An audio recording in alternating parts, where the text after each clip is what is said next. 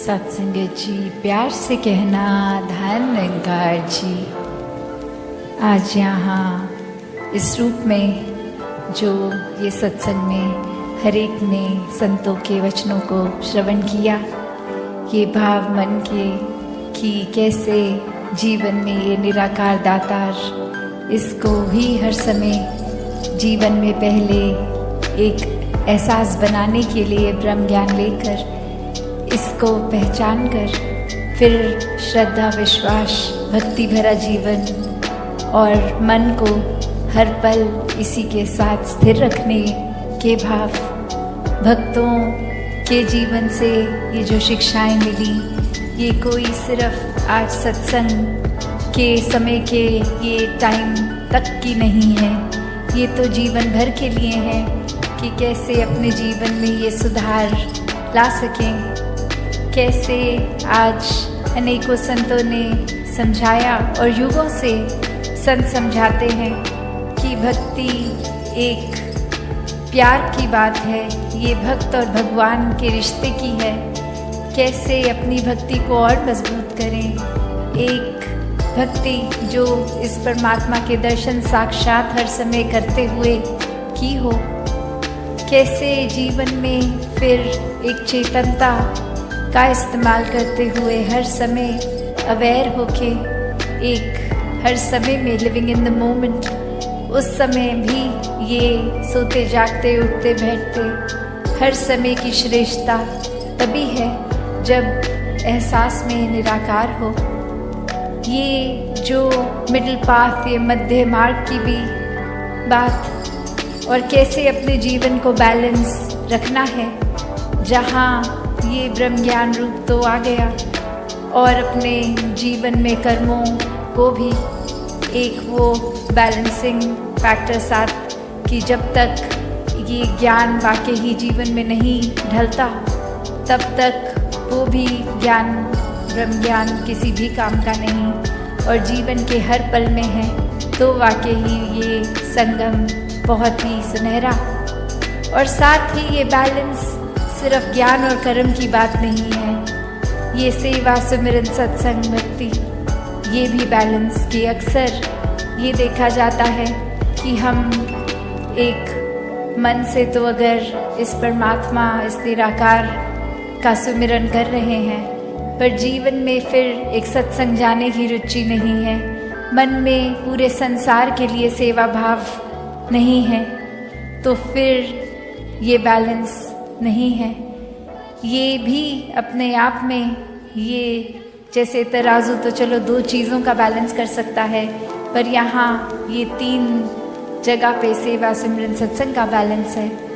कैसे एक भक्त का जीवन फिर निराकार के ऊपर ही अलाइन रहता है जब संतों के वचनों को सत्संग रूप में एक श्रेष्ठता दी जाए, कि दिल हर समय परमात्मा के एहसास में हो, मन में फिर भेदभाव नहीं, नफरत नहीं, एक दासों के दास हैं हम ऐसे भाव से समर्पित होके, एक अपने किसी फायदे के लिए नहीं, एक बेगर्ज होके ये सेवा की जाए और इस सेवा में फिर ना देखा जाए कौन है, कहाँ से आया है, ये हर एक के लिए दिल एक समान, हर एक को पूजनीय मानते हुए हर एक के जीवन में किस तरह कंफर्ट आ सकता है। तो ये मध्य मार्ग, ये बैलेंस, ये भक्ति का, और कैसे मानवीय गुणों से फिर युक्त होकर अपने जीवन में इस परमात्मा को एक रखकर स्वयं ही हर एक को ह्यूमन वैल्यू का साक्षात रूप इंसान बन जाता है। कैसे फिर ये समझ आ जाती है कि ये हलचल दुनिया की तो होती रहेगी, एक ये भाव कि हर समय कुछ ना कुछ तो होता ही रहेगा संसार में, पर ये परमात्मा के ऊपर स्थिर होने से ही मन स्थिर हो पाएगा। पर ना तो जैसे जैसे आंखों के आगे जो सिचुएशन है, उस समय जो चल रहा है, मन उसके रंग में रंग जाता है। अभी घर में कुछ खुशी का कारण बना तो दिल बहुत प्रसन्न है, अभी कामकाज में कुछ दिक्कत हुई, मन उदास है। ये फिर मन अपना रूप बदलता रहता है और कैसे मन को फिर जब जब हर पल इस परमात्मा में रखते हैं तो ये एहसास कि कुछ भी होता चला जाए, ये सुकून में ही रहना है, ये अपने आप सहज जीवन बन जाता है।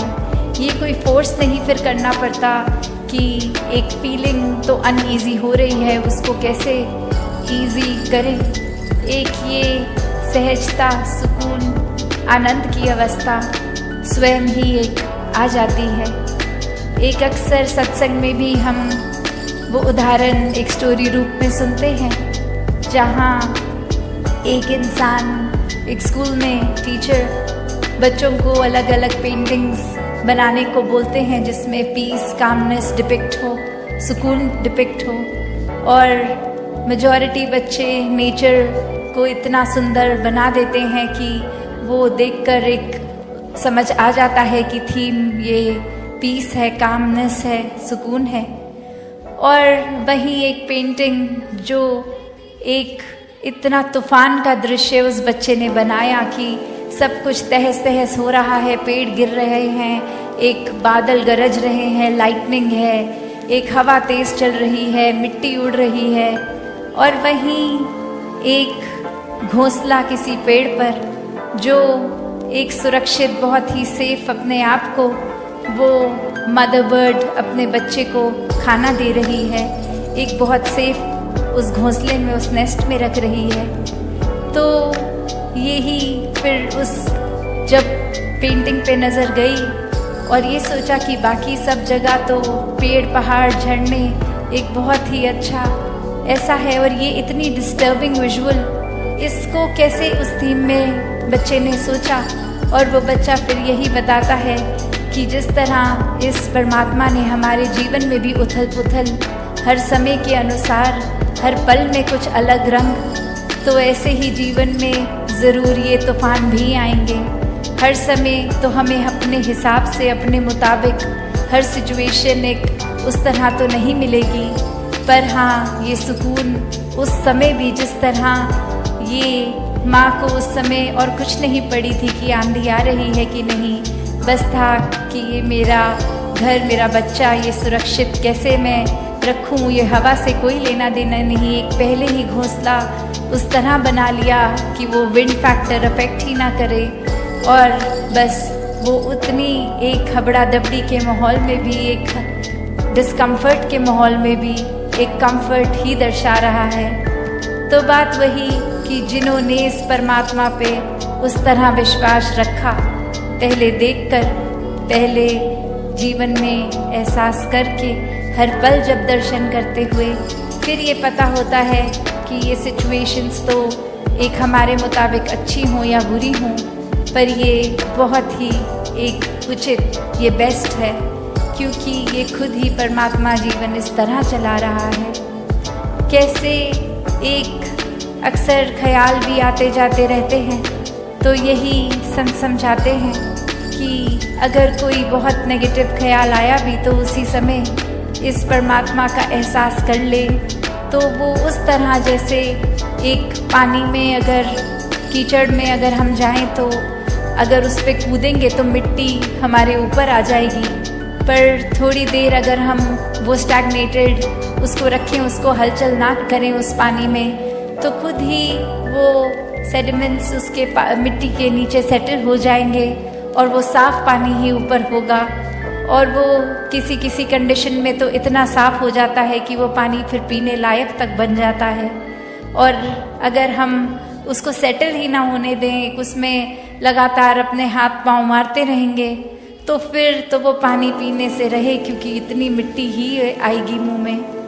तो बात वही कि ये परमात्मा हर कुछ अगर दे रहा है, हमने उसमें से पिक क्या करना है, कहाँ पे पेशेंस रखकर सिचुएशन में खुद टल जाना है, ये जानते हैं। फिर भी उस समय इतने खुद ही परेशान, इतने अनईजी हो जाते हैं, और कुछ हद तक इस परमात्मा से भी वो उदासी, ये एक मन में आर्ग्यूमेंट भी हो जाती है। कैसे हर कोई चीज़ हमें अपने मुताबिक ही हर समय चाहिए। तो बात वही कि कैसे एक जो चीज़ है, चाहे वो कोई सिचुएशन हो, किसी के शब्द हों, वो भी दिल पे ऐसे घर कर जाते हैं। और कभी अगर हम खुद ही किसी वजह से परेशान फील कर रहे हैं तो अक्सर जाने अनजाने में औरों तक फिर वो अपना चिड़चिड़ापन होने के कारण ये शब्द भी खराब बोल देंगे। व्यवहार, ये बिहेवियर भी हमारा हर एक के प्रति खराब होता जाता है। तो संतों ने तो ऐसे समझाया कि अपने हर समय को उस तरह ही जिए कि ये पल अभी है, इसने भी टल जाना है, चाहे ये खुशी का पल है या दुख की घड़ी है, हर एक ने आना और जाना है।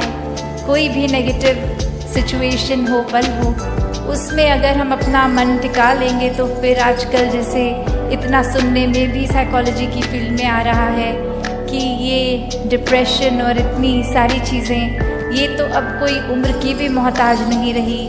बच्चों से लेके बुज़ुर्गों तक हर तरीके से ये स्ट्रेस इतना अफेक्ट कर रहा है। ये एक नेगेटिव लूप में हर कोई फिर डाउनवर्ड स्पाइरल जैसे बोलते हैं कि दलदल में जैसे हम होते हैं तो वो अपने आप ही मिट्टी अंदर और हमें धंसाती रहती है, खींचती रहती है मैग्नेट की तरह। तो बात वही, एक भी अगर नेगेटिव थॉट है वो फिर देर नहीं लगेगी उससे जुड़ा हुआ अगला अगला अगला, और ऐसे ही एक बस नेगेटिविटी से खुद को घेर लेंगे। जबकि वहीं वो पहला नेगेटिव ख्याल आते ही अगर उस समय भी परमात्मा को याद रखेंगे तो वो लूप वहीं एक तरह से वो कड़ी वहीं कट जाती है, फिर वो चेन नहीं बनती और उसी समय फिर इस परमात्मा के एहसास में आते हैं तो वो यात्रा शिकवे से शुक्राने की बन जाती है। एक कंप्लेंट्स वहीं ख़त्म और यह समझ आता है कि परमात्मा ने जो भी बख्शा है वो हमारी बेहतरी के लिए है। ये ग्रैटिट्यूड की भी आज जो बात सत्संग में हो रही थी, शुक्राना भाव अगर होगा तो वाकई ही एक जीवन बहुत ही एक पॉजिटिव तरीके से जिया जाएगा। एक अपना बोझ जो है वो भी फिर भारी नहीं लगता, क्योंकि पता है ये बोझ हमारे कंधे पे आने से पहले तो परमात्मा में है, तो ये फिक्र ही नहीं है। एक बस परमात्मा में मन लगा हुआ है। एक भेदभाव हर एक के प्रति ख़त्म, नफ़रतों के कारण ख़त्म, एक दूसरे के प्रति सिर्फ प्यार सत्कार, बोली भाषा में सिर्फ विनम्रता, ऐसे न जाने कितने एक दैवीय गुण जीवन में हर पल स्वयं ही आ जाते हैं और फिर ये जीवन वाकई ही एक वरदान रूप बन जाता है।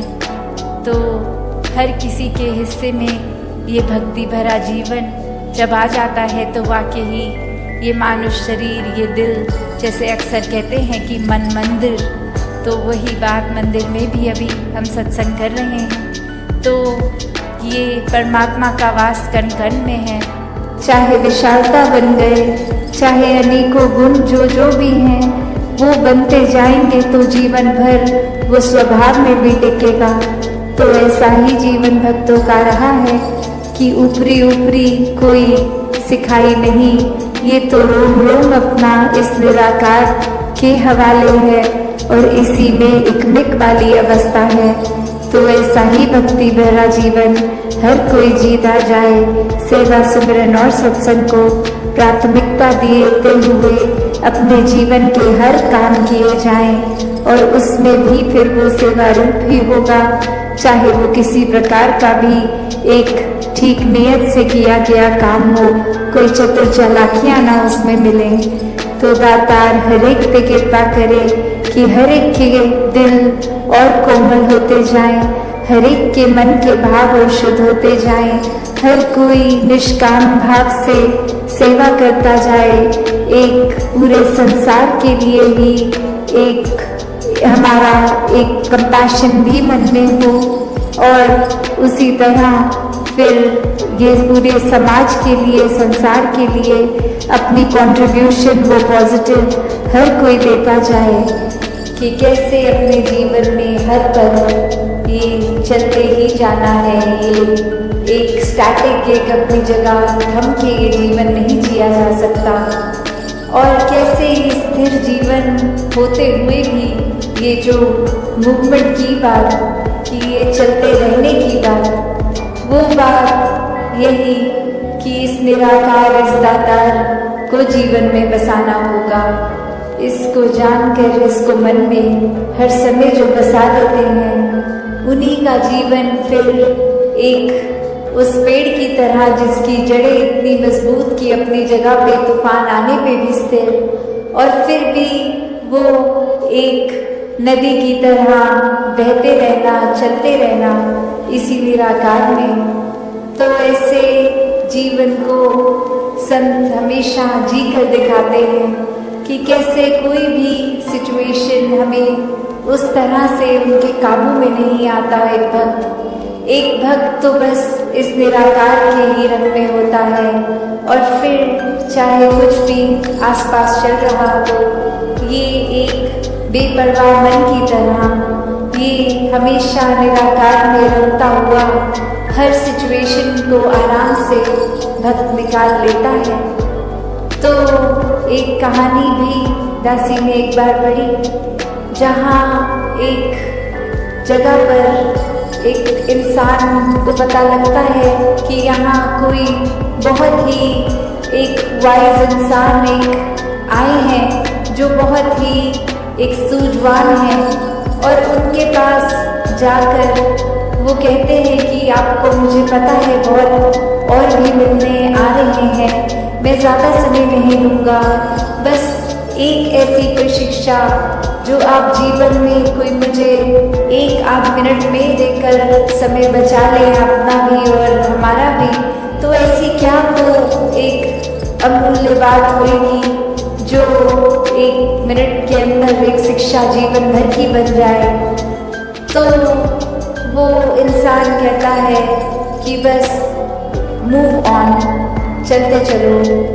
और अब वो व्यक्ति ये सोच रहा है कि मैंने तो सुना था ये बहुत ही एक गहरे इंसान है, बहुत ही सूझवान है, वाइस है, और 1 सेकंड का समय क्या ले लिया इन्होंने, तो बस मूव ऑन बोल दिया। तो ये तो जाने को बोल रहे हैं मुझे, मेरे से बात नहीं करना चाह रहे। और अभी इसी सोच विचार में वो इंसान 2 कदम पीछे होके उनसे सोचने ये बात लगा, और फिर 1-2 व्यक्ति और इस दौरान आके उस इंसान के प्रति अपने भाव रखते गए, चलते गए। और अब वो इंसान वहीं उस बात में अटक गया कि ये मुझे जाने को क्यों कह रहे हैं, और फिर से एक बार हिम्मत करके कहते कि अब ये आपने जो बात कही थी, ये बात आपने मुझे क्या कहा था कि मैं चला जाऊं, ये मूव ऑन करने की बात। और अब वो बुजुर्ग कहते हैं कि आप तो मेरी उस बात से भी अभी तक मूव ऑन नहीं हो पाए। तो ये कंपैरिजंस, ये तुलना जीवन में अक्सर हर दिन ही कहीं ना कहीं दिमाग में आ जाती है।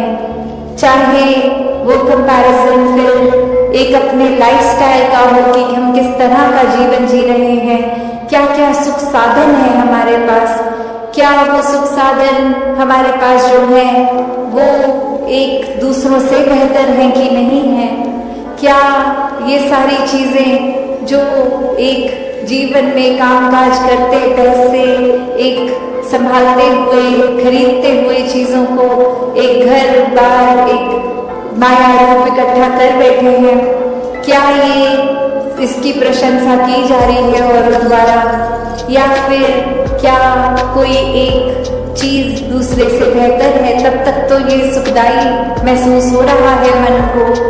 और जिस पर ये कि कैसे मैं अपने जीवन को एक नैरो माइंडेड दृष्टिकोण से ही देख रही थी कि ये दुख सिर्फ मेरा ही है, किसी और के हिस्से दुख नहीं आता, सभी ने खुशियाँ महसूस की हैं। और किस तरह आज हर घर में जाके मेरी आंखें खुली कि ये नज़रिया, ये मेरी नैरो माइंडेडनेस, ये बहुत ही लिमिटेड सोच थी, और इसी वजह से एक लार्जर विजन नहीं देख पा रही थी। तो कैसे एक समझाने का कहानी से भाव यही कि हर किसी के हिस्से जो है वो हर एक पे डिपेंड करता है कि हमने उस परिस्थिति का क्या करना है। एक हर एक के पास एक जैसी चीज़ आई है अगर, तो जो समय जीवन का मिला है, ये श्वासें मिली हैं, इसको एक प्यार के साथ काटनी है, एक सहज हो के स्थिर मन के साथ रहना है, या फिर एक बेचैनी में ही जीवन काट देना है, एक नफरतों में उलझनों में रहकर ही एक खुद के ऊपर और ऐसे बंधन बांध लेने हैं कि फिर खुल के सांस भी नहीं आ पाई। फिर तो एक दिल से दूसरे दिल तक ये रास्ता भी नहीं। एक खुद को दीवारों में इतना बांध लिया कि हर कोई फिर ऐसा दिखता है कि ये इंसान से प्यार नहीं हो सकता, इस इंसान के प्रति हम कुछ ऐसा महसूस नहीं कर सकते, ये इंसान तो सिर्फ एक कमियों का भरा हुआ है। तो बात वही जो हमेशा हमें से शब्दों ने समझाई कि कमियां अगर देखनी ही हैं तो खुद में देखो, खुद को संवारो। और साथ संगत जी, प्यार से कहना धन निरंकार जी। साथ संगत जी, नकारात्मक क्रोध और चिंता से बाहर कैसे निकले? तो आइए साथ संगत जी जानते हैं इस विचार के माध्यम से। आशा है प्रवान करें और ध्यान से सुनें। साथ संगत जी, इंसान अक्सर सोचता है कि मैं सत्संग में क्यों आया हूं, मेरे जीवन की आपाधापी, मेरी नौकरी, मेरा व्यापार, इन सब के बीच मुझे यहाँ शांति क्यों मिलती है? इसका जवाब साथ संगत जी हमारे शास्त्रों में बहुत पहले से दे दिया गया है। इंसान का स्वभाव है साथ संगत जी आनंद ढूंढना। क्यों? क्योंकि वेदों ने कहा है कि आनंदो ब्रह्म, अर्थात परमात्मा आनंद स्वरूप है ना? और हम उसी का अंश है। साथ संगत, जैसे आग की चिंगारी को वापस आग में ही शांति मिलती है, वैसे ही साथ संगत जी हम मनुष्य को असली सुकून केवल इस निरंकार में यानी अपने निज स्वरूप में ही मिलती है। साथ संगत जी, जरा खुद को देखिए तो एक आम इंसान की हालत क्या है। सुबह से शाम तक हम दौड़ रहे हैं, पैसा कमा लिया, मकान बना लिया, परिवार बढ़ा लिया, लेकिन क्या मन को चैन मिला? नहीं मिला। कबीर साहिब जी ने इंसान की इस हालत पर कितना सटीक बात कही है। चलती चाकी देख के दिया कबीरा रोए, दुई पाटन के बीच में साबुत बचाना कोई। साथ संगत जी है, दुई पाटन क्या है? यह आकाश और धरती के बीच पिसता हुआ इंसान ही तो है। साथ संगत जी, जो चिंताओं से घिरा है, हम सुख बाहर ढूंढ रहे हैं, है ना? हम सोचते हैं कि वस्तुएं हमें सुख देगी, लेकिन महापुरुष समझाते हैं कि सुख बाहर नहीं अंदर है। बिल्कुल वैसे ही जैसे उस हिरण की दशा होती है जिसका जिक्र रामायण और संतों की वाणी में बार बार आता है। कस्तूरी कुंडल बसे मर्गदुंड है वन माही। वह हिरण पागलों की तरह जंगल में भाग रहा है कि यह खुशबू कहां से आ रही है, जबकि खुशबू साथ संगत जी उसकी अपनी नाभि में है ना साथ संगत जी? यही हाल आज इंसान का है। देखो, परमात्मा जिसे हम बाहर की विशेष स्थान पर ढूंढ रहे हैं, वह हमारे अंसंग है, हमारे भीतर है, सब जगह है। बस जरूरत है उस नजर की जो हमें खुद से मिलवा दे। लेकिन साथ संगत जी, सवाल तो यह है कि अगर यह हमारे अंदर है तो हमें दिखाई क्यों नहीं देता? क्यों हम इसे महसूस नहीं कर सकते? इसका कारण है साथ संगत जी अज्ञानता का अंधेरा। इंसान तर्क करता है साथ संगत जी, मेरी आंखें तो सही है, मुझे सब दिखता है, तो परमात्मा क्यों नहीं दिखता? साथ संगत जी, इन चमड़ी की आंखों की एक सीमा है। यह आंखें तो अंधेरे में भी पड़ी रस्सी को साफ समझ बैठती है। साथ संगत जी है ब्रह्म है। श्रीमद् भागवत गीता में भगवान कृष्ण ने अर्जुन को यही समझाया था कि जब अर्जुन सामने खड़ा होकर भी श्री कृष्ण के असली रूप को नहीं देख पा रहा था, तब भगवान ने कहा था, ना तुम मम सक्से दृष्टि अन्यो स्वच्छ चक्षु दिव्यम दत्ति ते चक्षु पश्यम योग महेश्वरम। भगवान ने कहा कि हे अर्जुन, तू इस प्रकृति आंखों से मुझे नहीं देख सकता, मैं तुझे दिव्य चक्षु देता हूं। साथ संगत जी, वह दिव्य चक्षु ही ब्रह्म ज्ञान है। बिना गुरु के, बिना सदगुरु की यह तीसरी आंख नहीं खुलती। वेदों की रचनाएं भी यही पुकार रही है, तम सो माँ ज्योति मर्म्य, अर्थात हे प्रभु, मुझे अंधकार से प्रकाश की ओर ले चलो। यहाँ प्रार्थना कौन कर रहा है? साथ संगत जी एक इंसान ही तो कर रहा है जो ज्ञान के अंधेरे में ठोकरे खा रहा है। गुरु ही वह शक्ति है जो हमारी उंगली पकड़कर हमें रोशनी में लाता है। गुरुवाणी में भी स्पष्ट प्रमाण है कि साथ संगत जी जैसो चंदा उगवाही सूरज चढ़ हजार, ये तो चाह होती दिया गुरु बिन घोर अंधकार। सैकड़ों चांद और हजारों सूरज भी उग जाए तो भी बाहर उजाला होगा, लेकिन मन के अंदर अंधेरा साथ संगत जी गुरु के बिन नहीं मिट सकता।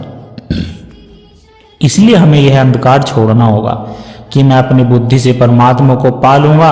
यह बुद्धि का खेल नहीं है, समर्पण का खेल है। साथ संगत जी जब सतगुरु की कृपा से हमें यह ज्ञान मिल जाता है तब हमारी पहचान बदल जाती है। तब हम यह नहीं कहते कि मैं शरीर हूं, तब हमें असली में का पता चलता है। आज हम शीशे में खुद को देखते और कहते हैं मैं सुंदर हूं या फिर मैं बूढ़ा हो गया हूं, लेकिन साथ संगत जी क्या आप शरीर है? जरा विचार करें। जब किसी की मृत्यु हो जाती है तो शरीर तो वही पड़ा रहता है, फिर घर वाले क्यों कहते हैं कि वह चले गए? अगर शरीर ही इंसान था तो शरीर सामने लेटा है, फिर गया कौन? यही पर गीता कहती है कि वसान से जीर्ण यथा विहाय नवानी गिरनाती नरोपाणी। जैसे हम पुराने कपड़े उतार कर नए पहन लेते हैं, वैसे ही आत्मा शरीर बदलती है। साथ संगत जी आप शरीर नहीं है, आप वह अविनाशी आत्मा है। शास्त्र कहते हैं नैनम छिदंती शास्त्राण नैनम दहाती पावक। आपको कोई शास्त्र काट नहीं सकता, आग जला नहीं सकती। साथ संगत जी जिस दिन यह बात केवल जुबान तक नहीं बल्कि अनुभव एक्सपीरियंस में आ जाती है, उस दिन मौत का डर खत्म हो जाता है। एक निरंकारी संत को पता होता है कि मैं पानी की वह बूंद हूं जिसे सागर में मिलना है, और वह बूंद जब सागर में मिलती है साथ संगत जी तो वह खत्म नहीं होती, वह सागर हो जाती है। यही अद्वैत, यही एकत्व साथ संगत जी हमें यह समझ आ जाता है कि मैं आत्मा हूं और मेरा पिता यह परमात्मा है, तो फिर हमारा रिश्ता इस संसार से कैसा होना चाहिए? क्या हमें घर बार छोड़ देना चाहिए? नहीं साथ संगत जी, संतों ने भागने का मार्ग नहीं जागने का मार्ग बताया है। जंगल में चले जाना, लेकिन हमारे मिशन ने, हमारे सतगुरु ने हमें गृहस्थ में रहकर भक्ति करना सिखाया है। प्रमाण देखिए साथ संगत जी, राजा जनक वह राजा भी थे साथ संगत जी, और ब्रह्मज्ञानी भी थे। वह राजपाट भी चलाते थे और निरंकार से जुड़े हुए भी रहते थे। इसलिए साथ संगत जी उन्हें विधेय कहा गया है। गुरु नानक देव जी ने भी यही समझाया कि अंजन माही निरंजन रहिया जोग जुगत इक पाइया। काजल की कोठरीर, यानी कि संसार में रहकर भी बेदाग रहना, यही योग की युक्ति है। साथ संगत जी हमारे संसार नहीं छोड़ना, हमें संसार नहीं छोड़ना बल्कि संसार का मोह छोड़ना है। तुलसीदास जी कहते हैं कि जहां राम तहां काम नहीं, जहां काम नहीं तहां राम नहीं। तुलसी कभू की रह सके रवि रजनी एक धाम। जहां राम है वहां काम नहीं। साथ संगत जी जहां राम है वहां काम ना, यानी कि डिजायर हावी नहीं हो सकती। हमें नाव की तरह बनना है साथ संगत जी। नाव पानी में रहे तो ठीक, लेकिन पानी अगर नाव में आ जाए तो डूब जाएगी। वैसे ही साथ संगत जी हम संसार में रहे लेकिन संसार हमारे दिमाग में ना घुस जाए। साथ संगत जी यह संतुलन केवल ब्रह्म ज्ञान को जीवन में उतारने आता है। जब हमें हर इंसान में निरंकार दिखने लगता है तो फिर हमसे किसी का दिल नहीं दुखाया जाता। तब हम कबीर के उस वचन को जी पाते हैं, अव्वल अल्लाह नूर पाया कुदरत के सब बंदे, एक नूर ते सब जब उपजा कौन भले कौन मंदे। जब बनाने वाला साथ संगत जी एक है तो फिर नफरत किससे? यह ज्ञान हमें इंसान बनाता है, सही मायने में मानव बनाता है। साथ संगत जब रुकिए 2 मिनट, अभी हमसे बहुत जरूरी ज्ञान की बातें सुननी। आत्मा परमात्मा ब्रह्म ज्ञान सब सुन लिया, लेकिन एक कड़वा सच बताऊं साथ संगत जी क्या है, दुनिया में हजारों लोग सत्संग सुनते हैं, साथ संगत जी रोज सुनते हैं, लेकिन उनका जीवन नहीं बदलता। उनके घर में वही क्लेश, मन में वही अशांति। जानते हैं क्यों? क्योंकि साथ संगत जी पास होना और प्राप्त होना, इन दोनों में जमीन आसमान का फर्क है। आप सत्संग के पास है, पर क्या सत्संग आपके पास है? सोचने की बात है। साथ संगत जी इस बात को समझाने के लिए संतों ने मेंढक, कमल और भौरे का एक ऐसा उदाहरण दिया है जो अगर समझ में आ गया तो आज ही जीवन बदल जाएगा। ध्यान से सुनना साथ संगत जी, जरा सोचिए। एक तालाब में कमल का फूल खिला है, उस फूल के सबसे करीब कौन रहता है? वह मेंढक रहता है। वह उसी पानी में रहता है, कमल की डंठल के नीचे बैठा है, कमल की छाया में सोता है। लेकिन अफसोस साथ संगत जी, उस मेंढक को कमल की खुशबू नहीं आती, उसी कमल का शहद नहीं मिलता। वह कमल के पास रहकर भी क्या खाता है? कीचड़, कीड़े और काई। और दूसरी तरफ साथ संगत जी वह भंवरा है जो मीलों दूर से उड़कर आता है। वह ना पानी में रहता, ना कमल का रिश्तेदार है, लेकिन वह आता है, कमल के अंदर घुसता है और सारा रस यानी कि शहद पीकर मस्त हो जाता है। साथ संगत जी फर्क क्या था? फर्क था साथ संगत जी, मेंढक के पास निकटता थी पर प्रीति नहीं थी, उसे कमल की कदर नहीं थी। यही हाल आज बहुत से इंसानों का है। हम रोज सत्संग में आते हैं, मेंढक की तरह बैठते हैं, लेकिन ध्यान कहाँ रहता है? जूते किसने क्या पहना है, लंगर में क्या बना है, फलाने ने मेरी निंदा कर दी है। हम सत्संग के सरोवर में बैठकर भी निंदा करते हैं और नफरत का कीचड़ ही खा रहे हैं। साथ संगत जी, कबीर साहिब जी ने इसी पर बहुत कड़ी चोट की है। दादुर तनी रीले साध, ना पाया बांस गगन से आया भंवर रसीला। यानी कि दादुर यानी कि मेंढक पास होकर भी स्वाद नहीं ले पाया और आकाश से उड़कर आने वाला भंवरा रस ले गया। साथ संगत जी, हमें खुद से पूछना है कि मैं सत्संग में मेंढक बनकर बैठूंगा या फिर भौरा बनकर। अगर शरीर यहाँ है और मन दुकान पर है तो हम रस नहीं ले पाएंगे। साथ संगत जी, रस लेने के लिए अहंकार का त्याग करके डूबना पड़ता है। अब सवाल यह है कि हम मेंढक से भंवरा कैसे बने, उस रस को कैसे पिए? इसके लिए हमें अपनी पवित्रता को सीधा करना होगा। साथ संगत जी, बारिश हो रही है और आप अपना घड़ा उल्टा रख दे तो क्या वह भरेगा? चाहे मूसलाधार बारिश हो जाए, साथ संगत जी उल्टा घड़ा खाली ही रहेगा। साथ संगत जी, ज्ञान की बारिश और हमारा मन वह घड़ा है। अगर मन में मैं यानी कि अहंकार भरा है, मुझे सब पता है, मैं बहुत पुराना महात्मा हूं, तो समझो साथ संगत जी घड़ा उल्टा है। आप 50 साल सत्संग कर लो, खाली हो जाओगे। रामायण में देखिए, रावण विद्वान था, शिव का भक्त था, भगवान राम के सामने खड़ा था, यानी कि निकट था, लेकिन अहंकार का घड़ा उल्टा था, इसलिए विनाश को प्राप्त हुआ। विभीषण ने राम के चरणों में खुद को समर्पित कर दिया। साथ संगत जी, तो लंका का राजा बन गया। तुलसीदास कहते हैं, साथ संगत जी, राम बुलावा भेजिया दिया, कबीर रोए जो सुख साधु संग में, सो वैकुंठ ना होए। कबीर जी रो रहे हैं कि मुझे वैकुंठ नहीं जाना, क्योंकि मैं जो मजा इस निरंकार के संग यानी कि सत्संग में है वह स्वर्ग में भी नहीं है। लेकिन यह मजा उसे मिलता है जो शरण में आ जाता है। तर्क मत करो, समर्पण करो। डॉक्टर के पास आप जाते हो तो यह नहीं पूछते कि यह कैंची क्यों उठाई, बस भरोसा कर लेते हो कि यह बचा लेगा। तो साथ संगत जी, सदगुरु पर भरोसा क्यों नहीं? साथ संगत जी, जब हम झुकते हैं तो अहंकार टूटता है, और अहंकार तोड़ने का सबसे तेज तरीका क्या है? केवल सिमरन नहीं बल्कि सेवा। लोग अक्सर सेवा से जी चुराते हैं, लेकिन सुनिए साथ संगत जी, सेवा क्या चमत्कार करती है, बड़े ध्यान से सुनिएगा। कई बार लोग सोचते हैं कि मैं इतने घर का मालिक हूँ, मैं सत्संग में जूते क्यों साफ करूंगा, मैं झाड़ू क्यों लगाऊंगा। साथ संगत जी, याद रखना, जिसके हाथ सेवा में गंदे होते हैं उसकी किस्मत उतनी ही साफ हो जाती है। यह मैं नहीं कह रहा, इतिहास गवाह है। श्री गुरु अमरदास जी वृद्धावस्था में भी गुरु अंगद देव जी के लिए पानी के गागर ढोते थे। लोगों ने पागल कहा, लेकिन वही सेवा उन्हें निमान देमान यानी कि दोनों का आसरा बना गई। अगर आप डिप्रेशन में, अगर आपके काम नहीं बन रहे, तो एक बार बिना किसी को बताए चुपचाप सेवा करके देखिए, सब आप जब आप दूसरों के लिए पानी का गिलास आगे बढ़ाते हो तो निरंकार आपके लिए खुशियों का समुद्र तैयार कर देता है। सात्संगत जी, भगवान श्री कृष्ण गीता में कर्म योग की बात कही है। कर्मण्यवादी कसस्ते माँ फले, कदाचन तेरा अधिकार केवल सेवा करने में है, फल की चिंता मत कर, क्योंकि फल देने वाला यह बैठा है और यह कभी किसी की मजदूरी नहीं रखता, ब्याज सहित लौटाता है।